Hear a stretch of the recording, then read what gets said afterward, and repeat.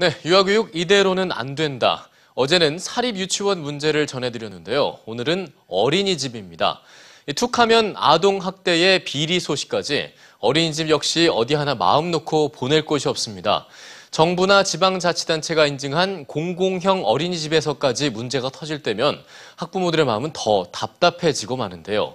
믿고 맡길 어린이집은 없는지, 늘어만 가는 수요는 그렇다면 어떻게 해결해야 할지 이혜정, 이동현 기자가 이어서 보도합니다. 서울 송파구의 한 어린이집입니다.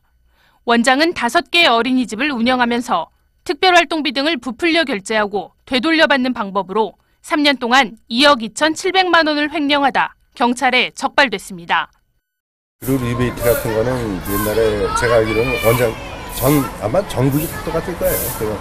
이렇게 원하면 경찰서도 그렇게 얘기를 한 적 들었고 수사 경찰관도 이게 전국이다. 다 이건 어디 하나 빠질 수도 없다 이런 말. 애가 타는 건 엄마들입니다. 어딜 가나 똑같을 것이니 그래도 여기 조금 큰 데니까 놀이학교 보낼 거 아니면 그런 거죠. 어쩔 수 없는 선택이 없어요. 엄마 대보세요. 이건 진짜 답답한 일이 너무 많아서. 서울시가 서울형 어린이집을 늘리는 건 이 때문입니다.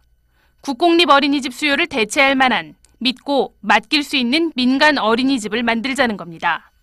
서울 시내 어린이집 6,500여 곳 가운데 서울형은 2,600여 곳에 달합니다. 서울형 어린이집에는 인건비와 처우 개선비, 중식비 등이 국공립시설과 같은 수준으로 지원됩니다. 이렇게 지원되는 금액은 어린이집 한 곳당 연평균 5,600만 원.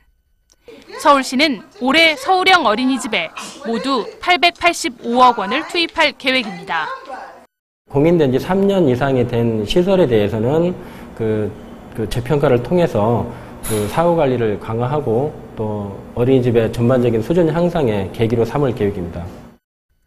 하지만 서울형 어린이집이 국공립 어린이집을 대체하기는 역부족입니다. 민간시설은 운영비와 인건비가 지원된다고 하더라도 고유의 사유재산입니다. 그렇기 때문에 문제가 생겼을 경우에 국공립시설에서 바라는 어떤 관리감독의 방법들의 제재 조치가 있을 수 없습니다.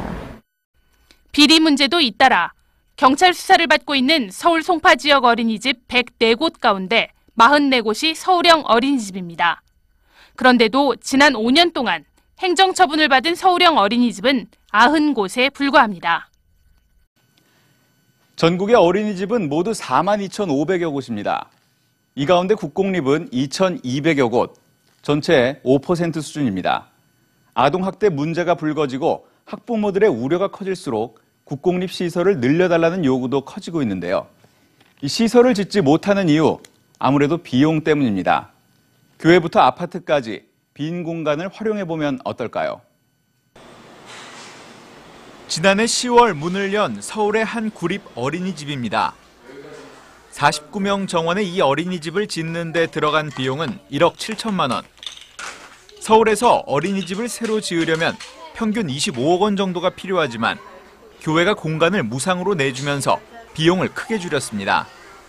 국공립 어린이집을 개원하려면 예산이 너무 많이 드는데 10분의 1 정도만으로도 국공립 어린이집을 만들게 된 올해 초 문을 연 서울의 또 다른 어린이집.